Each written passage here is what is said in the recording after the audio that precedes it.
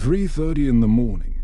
You wake up for no apparent reason, stare at the ceiling in the dark, and feel that familiar sensation as if something is fundamentally wrong with the world around you. It's not anxiety. It's not depression. It's something deeper and more disturbing. It's as if you're an actor playing a role in a play you didn't write, reciting lines you didn't memorize. Living a life that doesn't feel entirely yours. If you've ever woken up with this existential feeling, then you know intimately what Thomas Anderson experienced every day before his encounter with Morpheus. And here's something that will surprise you. This feeling isn't a psychological defect. It's a signal, a sign that your psyche is trying to communicate something crucial to you about the nature of the reality in which you operate. The Matrix, released in 1999, wasn't just science fiction. It was an accurate psychological map of the modern human condition the Wachowskis created, perhaps without fully realizing it. The most perfect metaphor ever constructed to explain how our minds work, how society controls us, and why most of us unconsciously choose to remain asleep even when the truth is right in front of us. Here's the brutal truth we'll explore in the next few minutes. When Morpheus offered Neo the choice between the red pill and the blue pill, he wasn't offering a future choice. He was revealing a choice we've all made thousands of times in our lives. And the statistic is devastating: 99% of us, even though we think we're different, even though we believe we're conscious and awake, have already secretly chosen the blue pill. And we continue to choose every day. In the next 15 minutes, you'll discover uncomfortable truths that will completely change how you view your own life. We'll decode why the Matrix is the perfect metaphor for what Carl Jung called the collective unconscious. You will understand why our psyches are literally programmed to choose security over truth, comfort over growth, and belonging over individuation. Most importantly, you'll learn to identify your own woman in the red dress, that seductive and seemingly harmless distraction that's preventing you from seeing reality as it truly is. And in the end, you'll have to make a choice, a real choice, this time with real consequences, because once you see certain things about the nature of reality, there's no unseeing them, there's no blue pill back. Look closely at Thomas Anderson in the film's opening. By day, he's just another employee lost in an endless maze of grey cubicles, performing tasks that seem completely devoid of real meaning. He arrives on time, does what he's told, gets paid, goes home, and repeats a perfectly functional, yet completely empty life. But at night, he transforms into Neo, a hacker who has spent years scouring the darkest corners of the internet, searching for something he can't even quite name. He knows he's searching for the truth, but he can't quite articulate what that truth is. He only knows that the reality everyone accepts as normal doesn't match something fundamental within him. Does this split sound familiar to you? This feeling of living a double life where your public persona, the one you present at work, with your family, on social media, seems completely disconnected from who you really are inside. Carl Jung would call this a conflict between our persona and our self. The persona is the social mask we develop to navigate the world, to be accepted, to function in society. The self is our authentic nature, unedited, often inconvenient to others. Thomas Anderson represents all of us when we wake up in the morning and feel like our lives are too small, too narrow, too shallow for who we truly are. When we look in the mirror and see someone who seems to be wasting their potential in an existence they didn't consciously choose. When we feel like we were made for something infinitely greater than paying bills, watching Netflix, and complaining about the government on social media. This isn't imposter syndrome. It's not a lack of gratitude. It's not emotional immaturity. It's your psyche signaling, with surgical precision, that you're living out of alignment with your true potential. Morpheus talks about a splinter in the mind. Something you can't logically explain. But that's always there, poking, nagging, not leaving you completely alone. In the language of analytical psychology, this is what we call archetypal tension, the constant struggle between who you are and who you've been conditioned to be. This thorn manifests itself in subtle but constant ways. It's that restlessness you feel when you're doing everything right by social standards, but something inside you remains dissatisfied. It's the strange feeling you get when you achieve something you thought you wanted. But the satisfaction only lasts a few days. It's that small but persistent voice that whispers this can't be everything when you look at your life. How many times have you found yourself thinking, I was born for something bigger than this? How many times have you lain awake at night, feeling like your current life is just a rehearsal for your real life? How many times have you looked at people who seem perfectly content with a mediocre existence and wondered, how do they do it? This isn't arrogance. It's not a superiority complex. It's your soul, and I use that word intentionally, recognizing that you're operating far below your true capacity. It's your unconscious trying to warn you that you're living someone else's life. Follow the white rabbit. This mysterious instruction isn't just a clever reference to Alice in Wonderland. It's the perfect cinematic representation of what Joseph Campbell called the call to adventure, the moment when the universe, through a series of seemingly random synchronicities, invites us to leave our comfort zone and plunge into the unknown. But notice the psychological genius of this scene. Neo receives the message, looks at the screen, hesitates. He has a clear choice: ignore the message, go to sleep, maintain his safe and predictable life, or follow a completely irrational instruction that could change everything for a moment. He almost chooses safety. You almost choose to stay, and in this moment of hesitation, we see our own psychological resistance to change. Why do we hesitate when the universe offers us a way out of mediocrity? Because our nervous system is programmed to prioritize survival over growth. Known is safe, even if known is miserable. Unknown is dangerous, even if unknown is exactly what our soul craves. Neo goes to the club not because he's brave, but because the pain of staying the same has become greater than the fear of change. This is a crucial lesson. Real transformation rarely happens through positive motivation.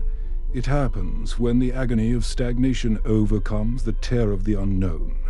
Trinity represents what Jung called the anima, the feminine aspect of the male psyche that connects the conscious ego with the deeper contents of the unconscious. She is mysterious, dangerous, and seductive in a way that is not sexual, but existential. She knows truths that Neo cannot yet fathom. When Trinity whispers Neo in his ear, something fundamental changes in his expression. She didn't say Thomas.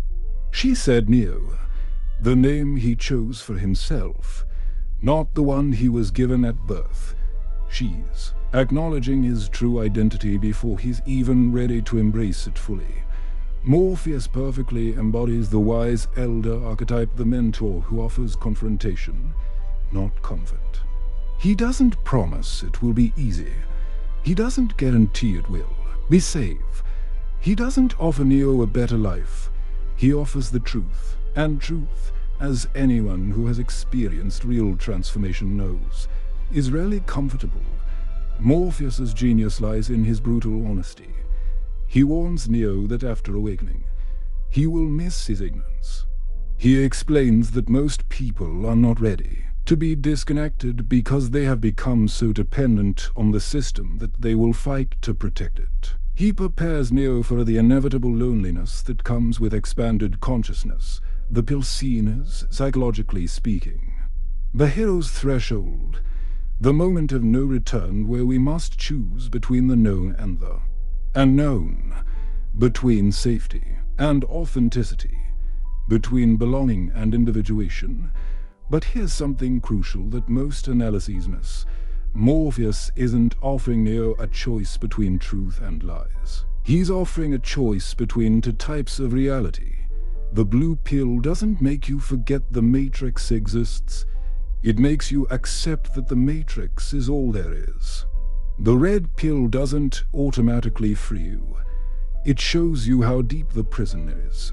And here's something many viewers completely miss. Waking up from the Matrix isn't the journey's happy ending. It's the terrifying beginning of the real battle. Neo discovers that freedom comes with the crushing weight of total responsibility for his own existence. There's no more system to blame, no more authorities to blindly follow, no more convenient excuses for mediocrity. When you truly wake up, and I'm talking about real psychological awakening, not metaphorical awakening, you realize that most human suffering is self-inflicted, that most of the limitations we accept are self-imposed, and that you've always had more power than you are willing to admit. This realization is simultaneously liberating and terrifying. Now for the insider knowledge that transforms the Matrix from entertainment into an advanced psychological manual. The Matrix is not just a computer simulation created by machines. It is the most accurate cinematic representation ever made of what Carl Jung identified as the collective unconscious, the invisible system of shared beliefs, values, perceptions, and behavioral patterns that shape our reality from before birth. You didn't consciously choose most of the beliefs that govern your life. You didn't rationally decide that success should be measured by money and status. You didn't choose to believe that your self-worth should depend on other people's approval. You didn't consciously choose to value security over authenticity, conformity over creativity, or belonging over individuality. These choices were made by you before you even developed the ability to think critically. They were installed in your psyche through a process so subtle and pervasive that you mistook this programming for your own personality, your own values, your own preferences. The true genius of the Matrix as a metaphor lies in the realization that effective control systems don't work through brute force. They work through seduction, distraction, and the creation of such a convincing illusion of normalcy that questioning the system seems irrational, maladaptive, even dangerous to one's social survival. The Matrix offers its inhabitants a life that is satisfying enough not to provoke rebellion, but not so satisfying that they stop working, consuming, and reproducing. It's a sophisticated psychological control strategy. Keep people busy, distracted, and moderately satisfied, and they will never question whether there is something beyond the life they know. This is where most interpretations of the Matrix go completely wrong. The blue pill isn't about dumb ignorance or intellectual laziness. It's about an unconscious but deeply rational choice to remain fused with the collective, to continue operating within the safe and predictable parameters of social conformity. Choosing the blue pill means choosing an identity that others have defined for you, because that way you never have to bear the lowly psychological burden of self-definition. It means accepting values that society deems important, because that way you never have to figure out what's genuinely important to you. It means following a pre-written life script, because that way you never have to take on the terrifying responsibility of writing your own.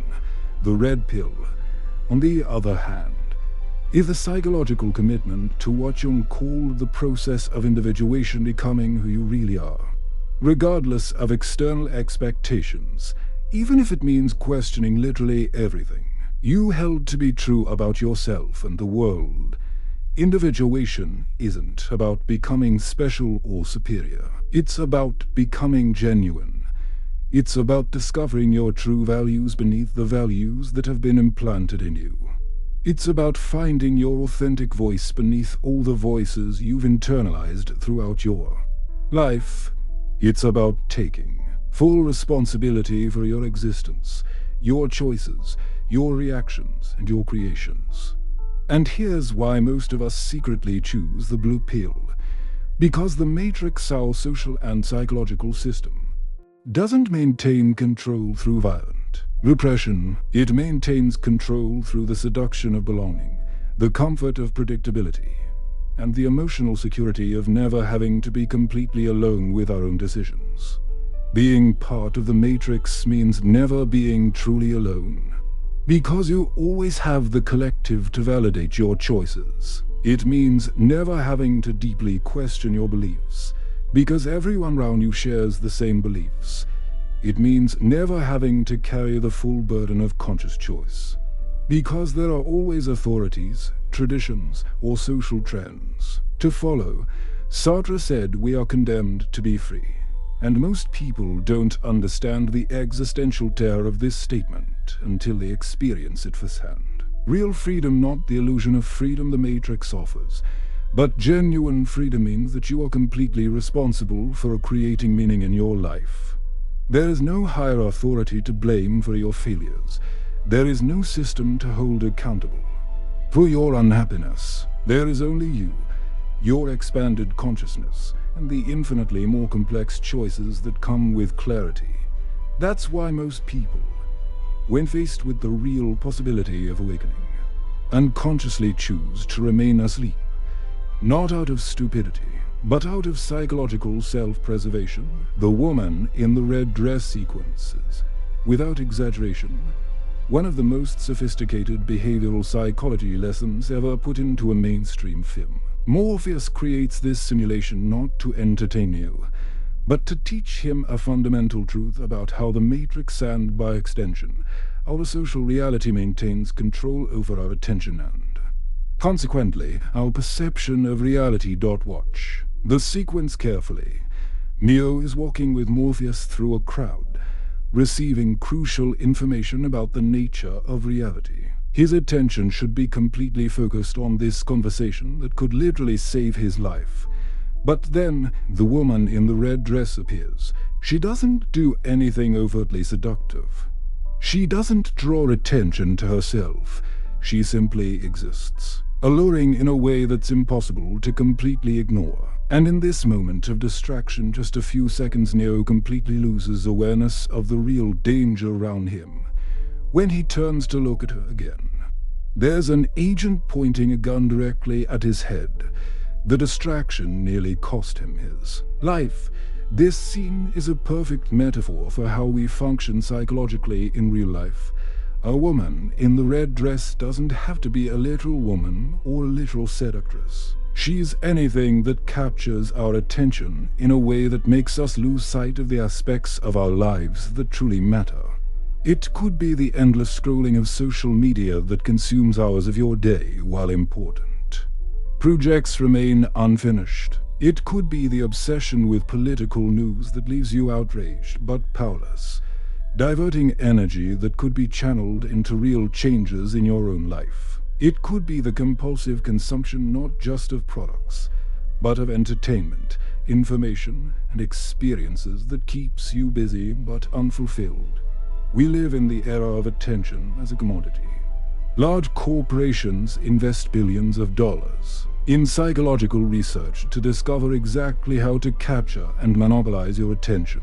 They know that whoever controls your attention controls your perceived reality, and consequently, your decisions, your values, and your life. Your personal women in the red dress are carefully designed to be irresistible. Notifications that activate your reward system, content that confirms your existing biases, products that promise instant happiness, relationships that offer drama instead of depth. Now, I'm going to ask you something specific. Pause this video mentally for a moment and answer with brutal honesty. Who is your personal woman in the red dress? What is that beautiful, seductive, seemingly harmless distraction that systematically consumes your attention while fundamental aspects of your life remain neglected? Is it the Instagram you open just for 5 minutes and 3 hours later you're still there? Is it the dramatic relationships that keep you emotionally occupied but not genuinely satisfied? Is it the work that consumes all your mental energy but doesn't meaningfully contribute to your growth or purpose? Is it the passive entertainment that fills all the hours that could be dedicated to creation, contemplation, or real connection? Asterisk, here's the truth no one wants to admit. Most of the time, we consciously choose these distractions because facing our reality unfiltered, without entertainment, without constant distraction, is too scary. It's much easier to stay busy with things that don't matter than to confront the things that do matter but require difficult changes. We prefer the familiar anxiety of information overload to the unfamiliar anxiety of silence and honest self-examination. We prefer the constant hustle and bustle of modern life to the stillness necessary to hear what our soul is truly trying to tell us. The matrix our social and economic system controls us not by prohibiting pleasure or happiness. It controls us by offering an infinite abundance of pleasures that keep us asleep, distracted and consuming, but never truly satisfied or awake. Netflix instead of creativity, shopping instead of self-discovery, infinite scrolling instead of deep contemplation, political opinions instead of real political action, superficial but numerous relationships instead of deep but challenging connections. When Neo finally fully accepts the truth about the Matrix, when he stops resisting reality and begins to work with it instead of against it, he gains something that no simulation, no matter how sophisticated, can offer: genuine agency. Not the illusion of choice offered by the Matrix where you can choose between Coke and Pepsi, but you can't question why you need to choose soda. Not the pseudo-freedom of consumerism where you can buy whatever you want, but you can't question why your happiness depends on buying things. Neo gains real choice, based on a clear and unfiltered perception of the nature of the reality in which he operates. There is no spoon. This phrase sums up the ultimate psychological benefit of consciously choosing the red pill, the revolutionary realization that many of the limits we accept as absolute and immutable are, in fact, mental constructs that we can question, challenge, and transcend, not through superficial positive thinking or magical visualization, but through deep understanding of the psychological mechanisms that govern our experience of reality. Remember Thomas Anderson at the beginning of our journey, that lost man with no real agency, operating within parameters he didn't question, living life he didn't consciously choose, feeling that splinter in his mind he couldn't explain. Contrast this with Neo at the end of the first film. He not only sees the Matrix for what it truly is: a construct, a control system, a convincing, but not absolute illusion. He has developed the ability to bend its rules because he understands its true nature. This is the genuine power of the individuation process. When you stop allowing others' authorities, traditions, social trends, family expectations to define the parameters of your reality, you gain the ability to redefine those parameters based on your authentic values, your direct understanding of life, and your genuine relationship with your own existence. That feeling of something was wrong we mentioned at the beginning of this journey, it doesn't magically disappear when you consciously choose to wake up. It transforms into something infinitely more useful, fuel for real change and genuine growth. Restlessness becomes clear purpose, confusion becomes clear direction, frustration becomes creative energy. The feeling of wasting your life becomes unstoppable motivation to create a life truly worth living. The Matrix is not a prison for your body. Your body has always been free to move. The Matrix is a prison for your mind, for your imagination, for your ability to perceive possibilities beyond those programmed into you since childhood, and you hold the key. You always have. The choice between pills doesn't happen once in a dramatic moment of decision. It happens every day. In every micro moment you decide between comfort and growth, between conformity and authenticity, between being who you're expected to be and discovering who you really are when no one is looking. You learn to fight the external system, the machines, the agents, the Matrix. But what if we discover that the most powerful system isn't in computers or machines, but in the self-sabotaging psychological patterns we carry within ourselves? What if the true Matrix isn't in external simulations, but in the deepest recesses of our own psyche, in the fears that paralyze us, in the limiting beliefs we accept as absolute truths?